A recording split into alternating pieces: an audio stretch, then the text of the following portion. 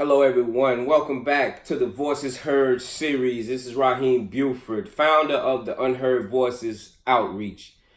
Today, I'm with mayoral Nashville candidate Nolan Starnes, and we're going to have a real talk session with you today and talk about some of the real issues that I promised I would bring to you.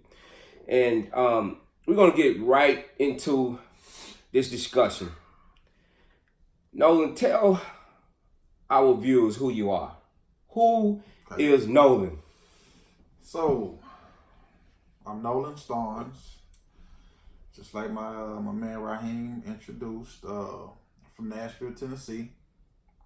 I grew up in a neighborhood called Parkwood, man. You know, matter of fact, we both from Parkwood. Yeah, that's my stomping ground. No doubt. So, like a ton of us, man, I grew up in 80s and 90s. So like a ton of us around here, man, I went through the street. You know, they call us Cashville, so the streets is kind of that filter, man, that it seemed like every young man has to go through.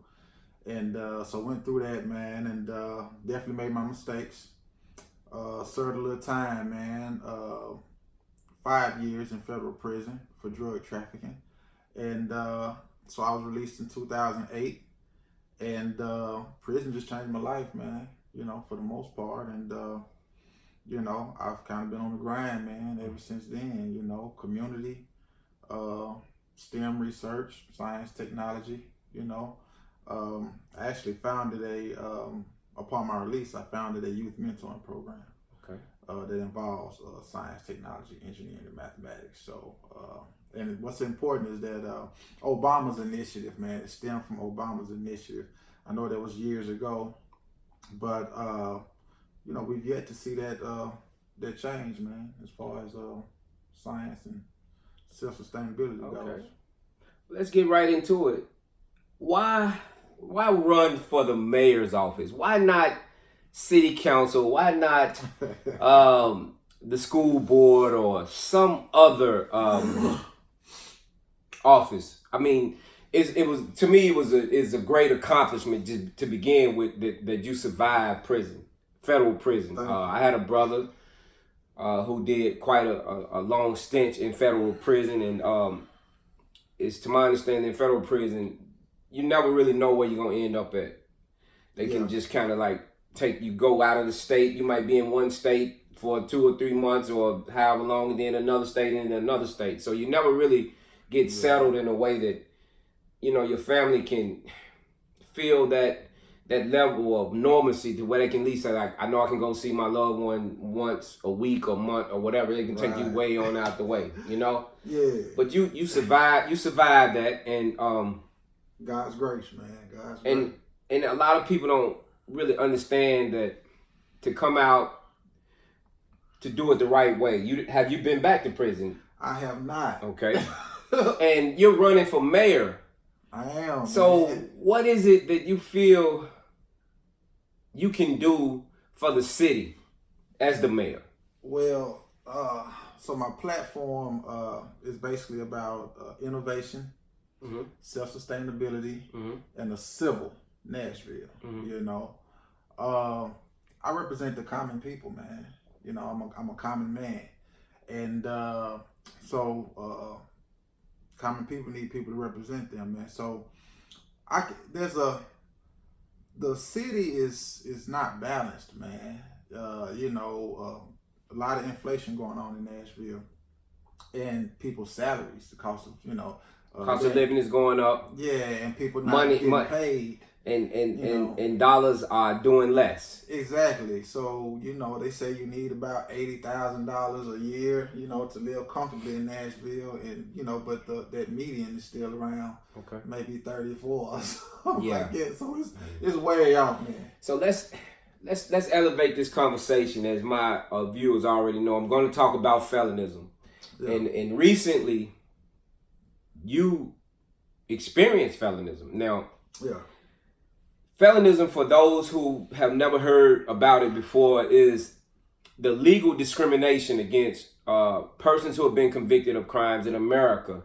It's the political, social, economic, even family discrimination that denies persons who have been convicted of felonies access, whether it's educational opportunities if you have a drug charge, or housing, employment, in other ways that it comes out without people even knowing that that's what they're practicing. The minute you hear that somebody's been to prison or they've been convicted of some crime, then you automatically think that's a bad person. So not long ago, they were having a conversation around the mayoral ideas about what they can do for the city, and you weren't on the stage. Yeah, it was one forum in particular, man. It wasn't just about what they can do in the city, but it was like it was a forum, and they held it in Kings Lane area. Oh, wow. You know what I'm saying? So I'm kind of my dad's side of the family from Kings Lane, so I'm from Kings Lane too. I went to Kings Lane Elementary. Yeah, I did too. Yeah. And so it was about Black Nashville. That was a title. That was a title on the flyer, like the state of Black Nashville. And I'm the only, I guess, so-called black man on the running for mayor. I am. And they do have an African American woman who's running for mayor, right? Yes. Her name is. They have two actually. They actually have two. I only know the Republican lady, Miss Swain. Sorry, I apologize. I don't mean no disrespect, Swain. And she's called a lot of slack too. But yeah, I think it's quite ambitious to run for mayor in Nashville, but to be formerly incarcerated and to have the audacity is what I love. I appreciate that, because that's the thing about being, formerly incarcerated, is that a lot of us, we run into the hiding places of society. We're pushed to the margins. The caste system in felonism prevents a lot of my brothers and my sisters from feeling comfortable owning your past and saying, yes, I may have done something wrong, because everybody didn't commit a crime. Some people are innocent. Cyrus Wilson is innocent. He's still in prison, but he's innocent. The thing of it all is to be able to come out into a welcoming society and having done the time, and to be received in a way to bring the value of yourself back to the community. No doubt. Obviously this man has value. I remember you talking to me back in 2015 about wanting to create the garden in Golden Valley, which Golden Valley is adjacent to Parkwood. It's one of my other home neighborhoods, I would say, and you wanted to kind of develop some of that. Can you talk a little bit about that and how that ties into sustainability? Because the mayoral candidates, they're not really talking about that. They are really talking. They're talking to a particular constituency, and I understand it because they need those votes. But what do you say about it? First of all, man, shouts out to GV, man. Shouts out to Golden Valley. Basically, man, like I say, this vision that I came home from prison with, it like I say, it involves self-sustainability. Now, the reason why I guess when Obama dropped that initiative, man, I was just able to receive it and see it, and take it for what it was, how it was supposed to be taken for. But because everything is out of balance, the less fortunate have to be open to sustaining themselves, man, in a lot of ways. And I think that's what that whole initiative was for, man, because something was coming down the pike, and I know since from that point, it's been a lot of gentrification, right? A lot of inflation, right?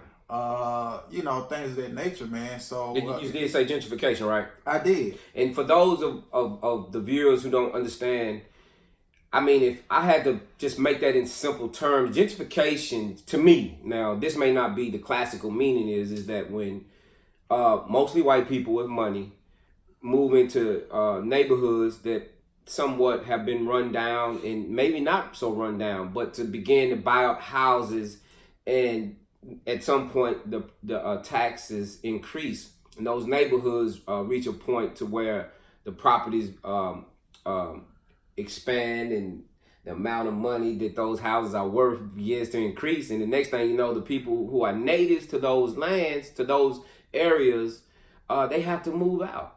Yeah, that's been going on for centuries though, off and on. You know what I'm saying, throughout history. How many mayoral candidates are native Nashvillians that you are aware of, if any? You know what? I'm not even sure, man. Really? I can't even say. Maybe one that I know of, but you know, I just kind of been focused on, you know, my platform. I'm not in it to really, you know, I can shake hands and network. Yeah, know, absolutely. You know. Do you think Nashville's ready for a black mayor? Man, I think they are, man. You think so? Why? Tell me so. Because, okay, the people in Nashville voted in a woman. Okay. All right. But she was white, though, right? She was white, but she was still the first woman. Right. That's true. To serve as mayor. You see what I'm saying? So. But she was the first woman to serve as mayor, but what happened? And I'm not saying she was wrong, and I would really wish, you know, and I'm not saying names, I wish you would come out and begin to be a part of what we're trying to accomplish. We got to demonstrate. Yeah, real talk. I mean, we need your support. Definitely, because we so quick to condemn people for choices that are not necessarily illegal in the context of like, I meant to do harm. Right. There are some things that sometimes we just don't know what we're doing. We make bad choices, and I mean, we were quick to push this woman out, right? Definitely, and I think because she was a woman, that had a lot to do with, you know. I mean, particularly when you look at the political climate that we're in today. I mean, I wonder if the current president of the United States can do any wrong as it relates to social things, moral things, and so look, we're gonna keep it all the way 100. Yeah, man. Everybody in politics, man, to some degree, I'm pretty sure does unethical things. You understand what I'm saying? Yeah. And so, you know, it's just a matter of picking and choosing. What she did, what Megan Barrett did was, I guess, unethical in her personal life. Mm-hmm. You know, and probably spending money on some of those trips if that's what she done. So that's unethical. But people been, you know, doing unethical stuff for years. Man. I guess I'm unethical then, cause I couldn't do something unethical though. I mean, office, you know I'm saying I'm unethical in the sense that, like, cause like, how can you come back from where I came from, you know, and not be what, you know, I'm not doing anything that I think is morally wrong anymore in my life that I'm aware of. But when I think about how difficult it is to even be received, I can't vote. You can. I'm formerly incarcerated. I have a felony. You can't vote.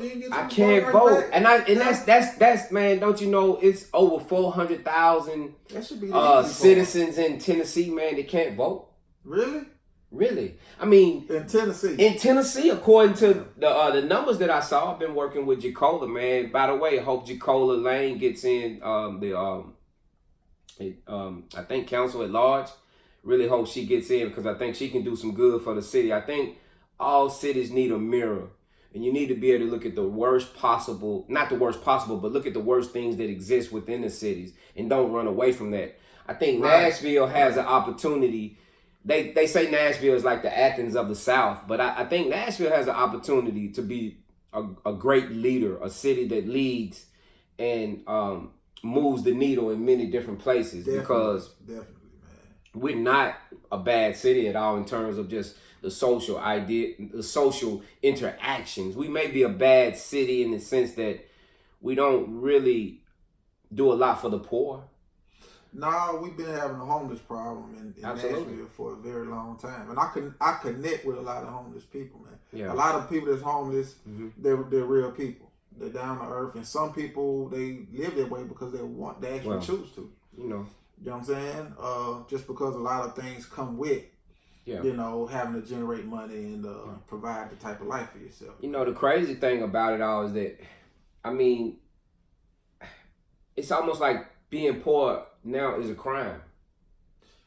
It is. They look down on you, man. I mean, and it's not just looking down. It's just not looking down, but you know, in the work that I do, I interact with people who are not wealthy, and but for the lack of wealth, I mean, a lot of people wouldn't be in jail today. Right now, as we speak, they would not be in jail if they had wealth. Definitely. Well, even the way the homeless is treated, though. I mean, how could I put it, man? I guess the homeless shelter is a great thing, but I've been in there, like, and there's like it kind of actually looks like like a big holding booking type of situation, and it was a lot of when I went there, it was a lot of people that was for, man. I would characterize it as a great idea. Yeah. But I went to I think it was Room in the Inn. I think that's where I went. Man, it broke my heart, bro. Yeah. I mean, I'm gonna just be honest. I probably won't go back. I probably won't go back because I felt so helpless and powerless to see all of those people, man, concentrated. Yeah, man. And rough, man. I'm just looking at it's like a different city. The Mission, a different city. It's not the Nashville that we sell to the rest of the country and to the rest of the world. It's a total different place. Yeah. And I just think that there's more that we can do for the poor. And I'm not, gonna honk my own horn, but I can't just go by poor people and not acknowledge them. And when I can't acknowledge them, but I see them, I feel some kind of way about that. I'm not gonna say what I do from a financial perspective, but I do things. Yeah. But it's charity, and charity is injustice. Nah, man. Charity is injustice. It's like giving something that is going to temporarily create a moment of pleasure, but it's just like a fix. It doesn't last long enough, to really do anything of value. No, and that's part of why I'm running for mayor, though, Raheem. We've lost this, like I say, the people who are blessed, that are blessed financially. I don't know, like how it should work. You understand what I'm saying? The people who have, should kind of maybe buy goods or buy services from the less fortunate or the common people. Yeah. And that's the balance in America, man, that's seeming to, be the past, man.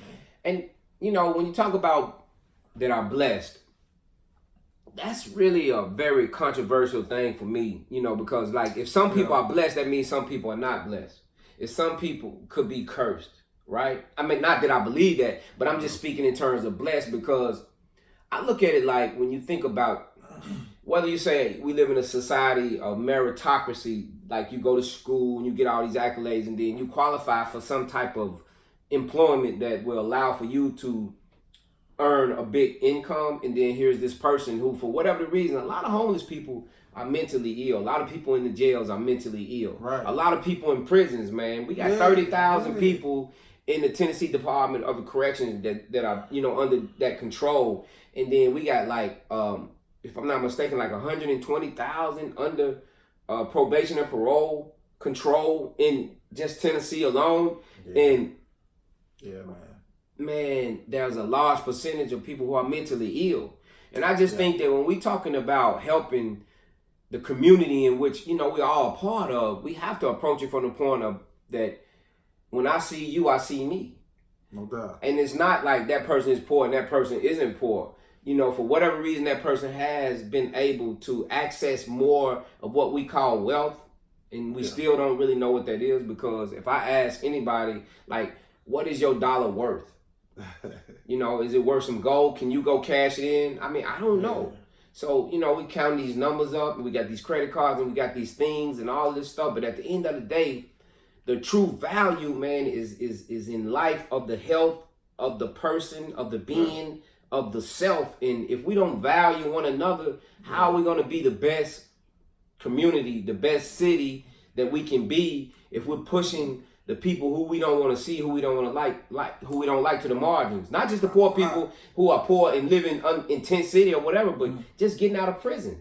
Well, I wanna say this. I know some people out here that probably does some grimy things, to have what they have. Okay, whether it's their roof, whether it's the type of car they drive, closing it back, whatever. You're still blessed to have those things. That's why I say I would never take. It's still a blessing. Okay, to have, a climate controlled roof and all those things. You living on the street, it's a little bit rougher. You feel what I'm saying? It's definitely rougher. But I'm saying that to say, I guess in reference to, we can only put a value on ourselves, man. You understand what I'm saying? So, and I get what you're saying. To be humane, you got to deal with people and understand, you know what I'm saying? You got to have some kind of heart when it comes to that. But, people still have a level of accountability where you have to put that price tag on yourself. Like, I value myself a whole lot, and that's why I went from point A to point B, whether it's being released from prison in 2008 to 2019. I'm running for mayor of Nashville. Yeah. Man. And you value yourself in the way in which you view value, but I can't say that a person who isn't as privileged in this point in their life as you and me, because even I'm privileged. Yeah.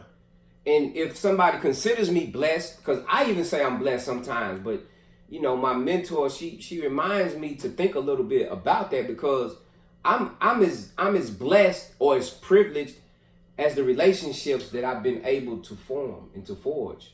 Because just my own going to school and getting a degree, and I've made the president's list 1, 2, 3, 4, 5, 6 times, and graduated from American Baptist College, entrepreneur leadership degree, all of that in less than 4 years. It's a big deal too. It is. Shouts out to you. It is, and I appreciate that. But when I think about the real blessing, if I look at it like that, it's my relationships, my friendships. Yeah. It's my community of people who love me at the lowest point in my life and didn't even know me. They loved me when I was still considered a criminal. But you know how it is, though. You still have to place yourself in those environments. You still have to place yourself around those environments, man. And it's a grind. It's a grind. It's a grind. Putting yourself in those environments, bro. It is. Even when you don't have nothing.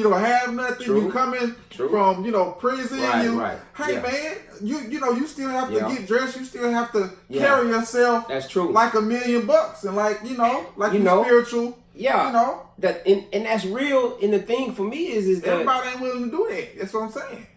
That's the. I wanted what I have now before.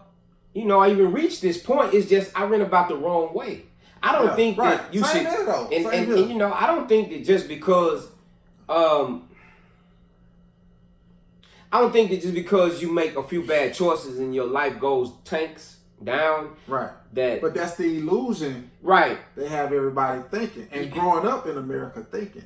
Yeah, but the thing is, it's like when people reached into the prison for me. Janet Wolf. Pastor Tucker, Jim Boyd, Melinda Medlin, Julie Russell, Ann Weber, Harmon Ray, Richard Good.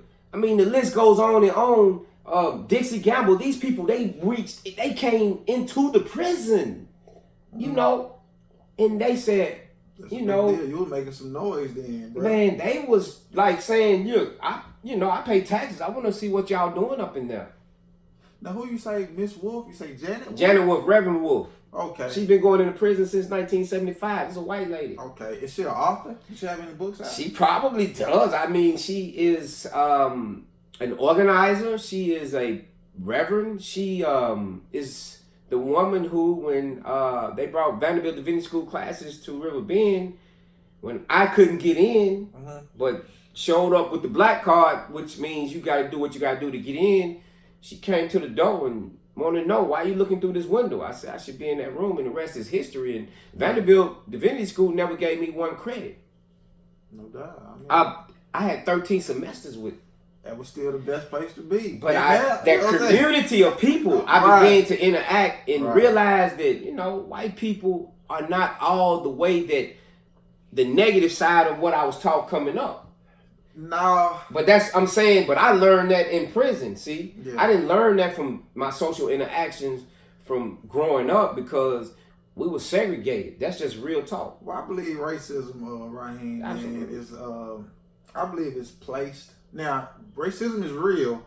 There are people who are racist out here, and that's on both ends of the spectrum. But I think racism is kind of placed there to kind of keep people from, absolutely, I guess progressing. You see what I'm saying? Absolutely. So racism, let's define it. I was taught that racism is prejudice plus power.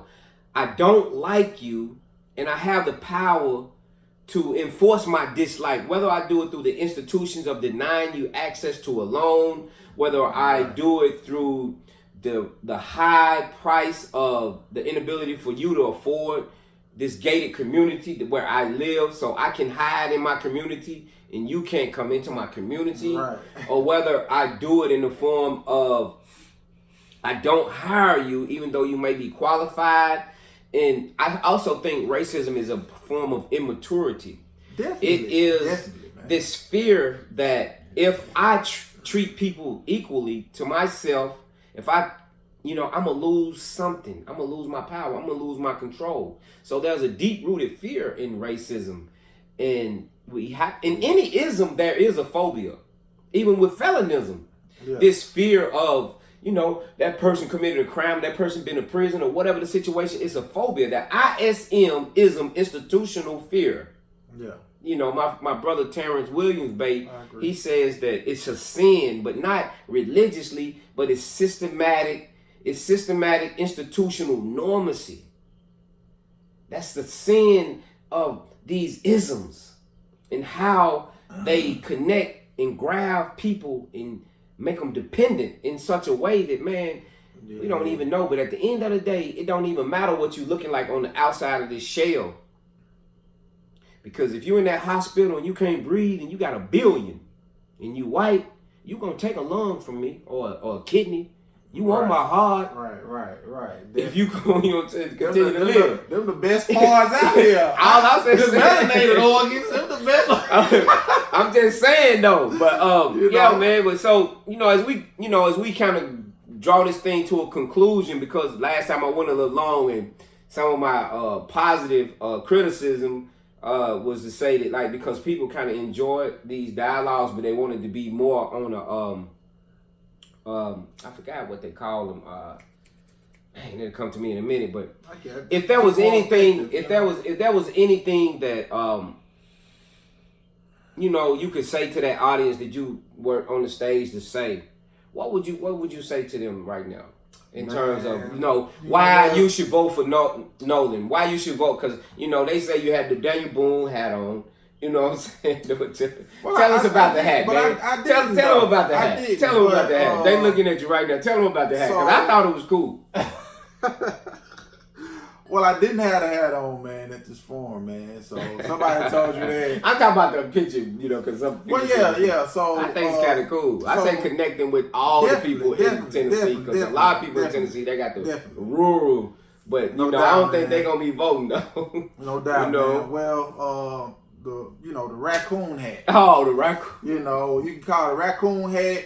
If you're not from Tennessee, that's probably what you're gonna call it. But we recognize it as like Daniel Boone, Davy Crockett. Yeah. So it's more so in remembrance of Davy Crockett. Okay. You know what I'm saying? Davy Crockett was he was one of the men who pioneered Tennessee into what it is today, man. And he was a frontiersman, and so the definition of a frontiersman is a man that lives between cultivated land, which is farmland, and the wilderness. That's what's up. So I like to call the inner city the wilderness, man. Wow. So and that's I'm a frontiersman, man. And I kind of connected it to when you were talking about the sustainability and creating that garden. That too, though, and bringing all that together, and just to plug your not-for-profit, that what's the acronym? Is STARS? All In, All Stars. Okay. All In, All Stars. Founded that in 2009, September 11th. Very proud of it, man. And so yeah, it was geared to be a youth mentoring program, but also a community development organization. So the whole idea was to develop self-sustainable communities, at the same time teaching our youth how to sustain themselves, man, so that they can move forward in the future and pick up on those initiatives, man. Like I say, maybe create a service to their own community, man, or to the whole country, whether it's energy or whether it's food, man. We gotta start taking our rightful place, man. Absolutely. So here's what I'm gonna say: if you feel that this brother is worthy of your vote for this brother. I'm gonna take it to another level, and I'm gonna say this: whoever is the mayor, give a brother who is formerly incarcerated an opportunity to participate in government in a way that can demonstrate to all the others who are wondering, you know, like, to give us that opportunity give us a to shot. Show that we have value. Give us a shot, man. We real. Y'all know we real. Y'all know we real. Y'all know that we can handle it. Absolutely. We're a different type of breed here in Nashville, and I'm just grateful to God that I made it to this point, man. But it's definitely a lot behind it, man, that we put. And I'm here representing all of us. Absolutely, right? Absolutely. I mean, look, that you can be the face of what, you know, it looks like for a person to go on the inside, come out, get your voting rights restored. Yep. What if you could get 100,000 more people's voting rights restored like yourself? Definitely. Well, how many people can we put in the different places where we have to vote? Because we can get out and do this voting too. And that's my point, though. But think about how many of us, our age, our generation, could, you know, if without that, you know, the street image or without the dope game, could possibly be, you know, our whole lives could have been geared towards, you know, getting into politics and making a change. You know, it just wouldn't be the typical faces that we see. You know, we got a few brothers who are the go-to political brothers in the city, but there are some of us who we have just as much wisdom, if not more, than those who you look to give you insight about the black community. And I'm here to tell you, black people are not a monolithic people. We have our own individualized thoughts. We do have our collective way of living. We have a history that dates all the way back before what they call slavery. Definitely. But as you talk about the black man and black woman in America, I mean, even regionally, we're different. And so, you know, you just got to view it like that. And so I want to thank you for looking at this interview and give my brother here, Nolan, an opportunity to get involved. And like I said, whether he's a mayor, whether you vote for him or not, if whoever is the mayor, I mean, you're going to have some departments, brothers like this, brothers like me. I'd be happy to participate and see if we can't expand on what community means, whether that be restorative practices as it relates to preventing these youth from, you know, going to juvenile and then ending up in prison, or whether it's violations that occur in our community and people are harmed. We need to look at, you know, who did that harm, figure out what the situation was with that person, look at the person who was harmed. How do we promote healing? There's a lot of things that we can do as a people that we don't really need to adopt the government way of doing things. We need more progressive judges, progressive even prosecutors, because if you get the right people even in that position, man, we can cut the deal before we even get to the point to where somebody going to prison. What does the community want? Definitely. That's how we should be making our decisions. In the community, people. Absolutely. And it's just not the dominant culture community. It's the whole community. Let everybody have a voice. And that's what the Voices Heard series is all about, is giving everybody a voice. And I appreciate you for tuning in. Thank you very much. Peace.